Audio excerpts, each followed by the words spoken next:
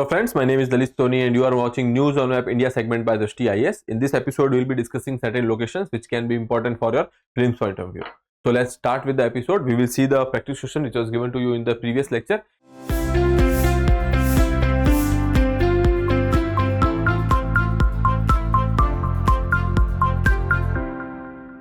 That is, recently Khatia village and the Patta Bet were two places seen in the news. These are associated with, options are A. Archaeological excavation, B. Widespread occurrence of infectious disease, C. Proposed site for an agriculture research institution, and D. Tribal festivals. Okay, so when we are talking about these two places, that is Khatia village and the Patta Bet, these are basically in news because recently in the Patta Bet area there was one grave, or you can say one burial ground was found over there. Okay, then wherein a person was buried over there. When we are talking about this Khatia village, some years ago there were some 500 burials were found in that particular area. When we are talking about this Patta Bet, it is nearly 5200 years old. Okay, and these two sites are basically, you can say, basically depicts the characteristics of all the Harappan ages, like early Harappan age, mature Harappan age, and as well as the later Harappan age. Okay, so that is why these are famous and these are archaeological excavation sites. Okay, here you can see when we are talking about this particular area of Gujarat, here we have Kutch district. In Kutch district there is this village called Khatia village or Juna Khatia. Okay, so wherein these sites has been found, and from the 150 kilometers from this particular area there is this site, that is Patta Bet. Now the question is that why is that 500 burials were over here? Okay, and why is that this one burial was made separately? Okay, so that was the question which was raised by the historians.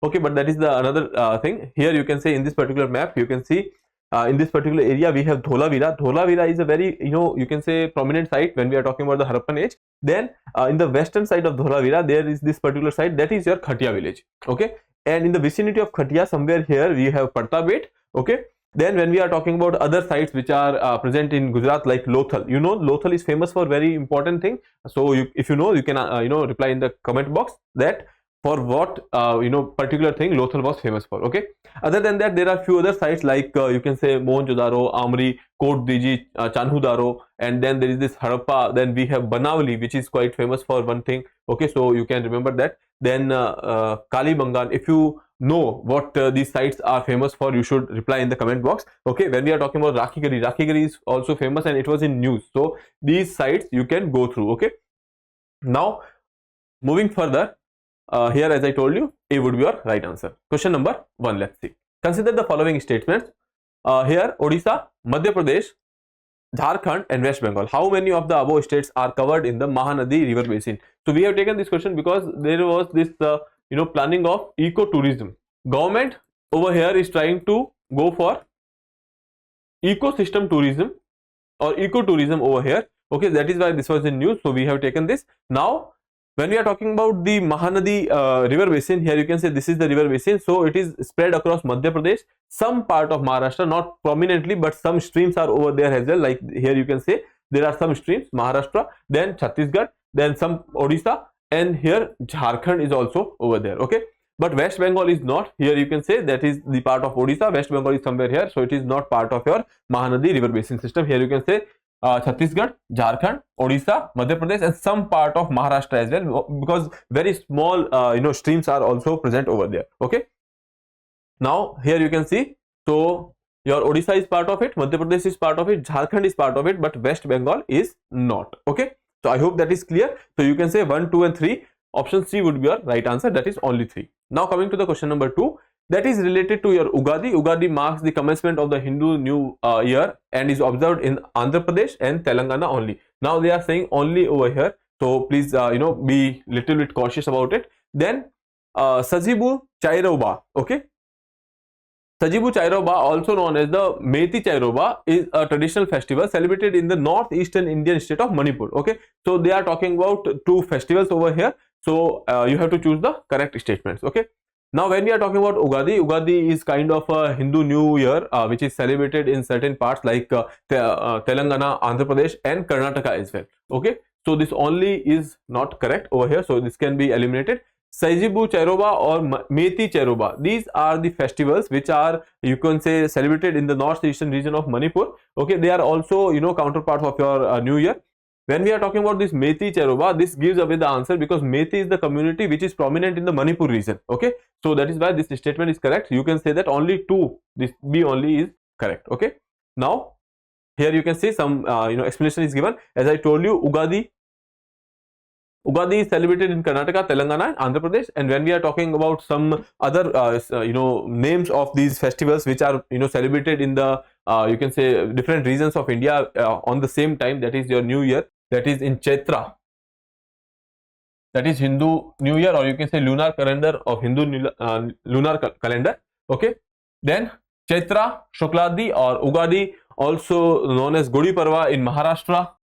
We have seen that Ugadi is celebrated in Telangana, Andhra Pradesh, Karnataka.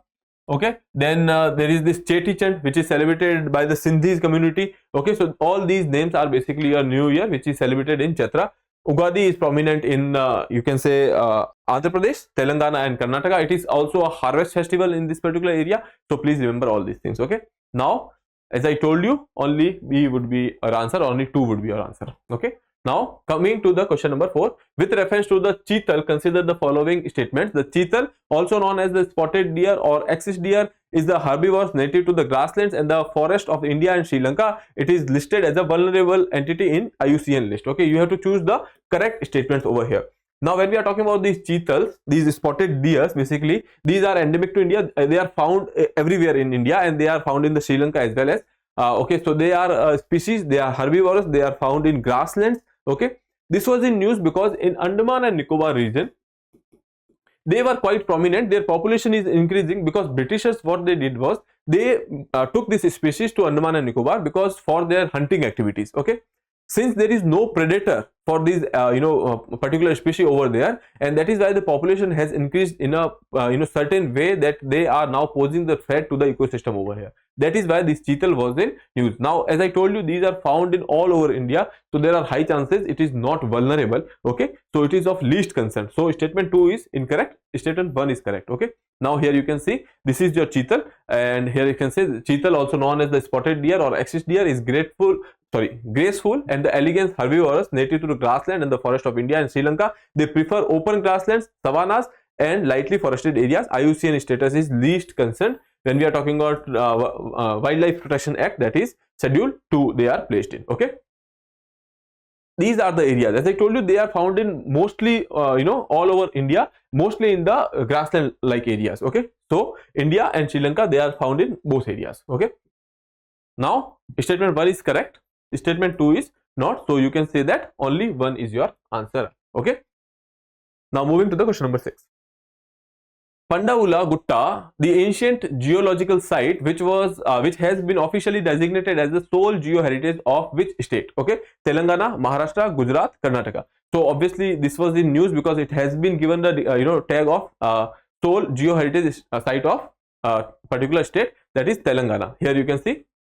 Okay, so this is found in Telangana, and this was given a specific, or you can say exclusive geoheritage site. Okay, so that is why this becomes important for you. Please remember this particular fact. Okay, and here if we are talking about this particular area, the name was given because of the, you can say, stay of Pandavas in this particular area. Okay, so Pandavula Gutta, a geological marvel older than the Himalaya hills, has officially recognized as the sole geoheritage site in Telangana, an ancient hill range also known for the rock paintings. Here you can say that these rock paintings are present over here by the early men. Pandavula Gutta is so named because it is believed that Pandavas, the protagonist in the Mahabharata, lived here for a while during their Vanvas. Okay, so I hope this is clear.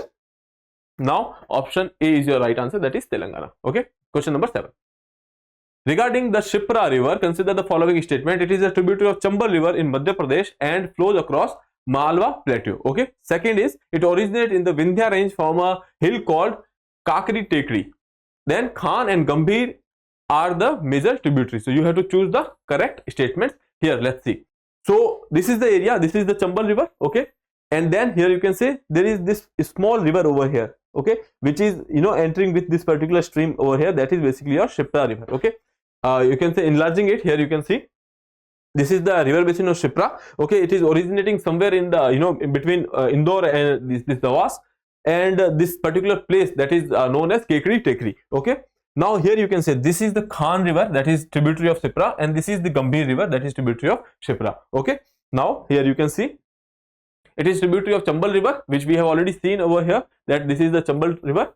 Okay, then it is in Madhya Pradesh and flows across the Malwa plateau. This statement is correct. It originates in the Vindhya range from a hill called Kakri Tekri. Okay, so this is also correct. Then Khan and Gambhir are its major tributaries, so this is also correct. So option C would be your right answer. I hope this is clear. Question number 8. Consider the following statement about Shompen tribe. So this tribe is in news because recently they have voted for the first time in 2024 election. Okay, so that is why it is important. Other than that, also the tribes from that particular area will be important. So let's see. They reside in the dense tropical rainforest of the Great Nicobar Island. Second is the estimated population of Shompen was 229 per as per the 2011 census. They are one of the best studied.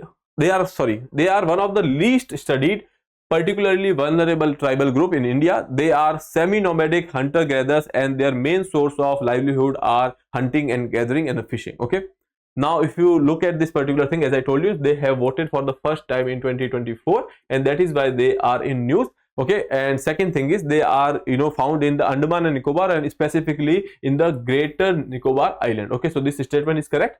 This statement is also in general effect, but it is also correct. They are part of your particularly vulnerable tribal group. When we are talking about PVTGs, in India we have nearly 75 PVTGs, and it is one of them. So this is also correct. They are semi-nomadic hunter and gatherers. Their main source of livelihood are hunting, gathering, fishing. So this is a general statement, that is also correct. So all of the above would be your right answer. Now coming to have a look at the area. So mostly we find this particular tribe in Andaman and Nicobar, specifically in the Great Nicobar over here. Okay, so over here this is Great Nicobar, and this is the picture of a person from this particular tribe, that is Shompen tribe. And when we are talking about the other tribes over here, you can say there are tribes of Andaman Island, that is Sentinelese, Orangs, Zarawas. Okay, for the Great Andamanese. Then tribe of Nicobar Islands are Shompen, Nicobaris. Okay, so please go through the name of these particular tribal groups, because that can be important. Okay, Andaman and Nicobar has been in news because of various reasons, for the strategic location and the military equipment or military system which has been updated in that particular area.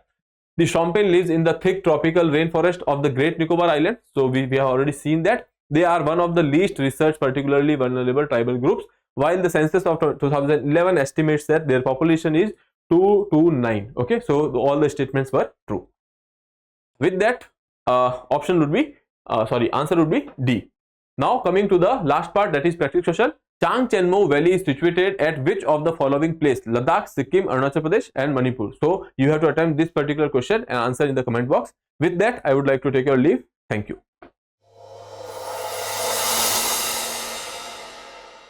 For more informative content, like, share and subscribe, and do not forget to press the bell icon to get the notifications.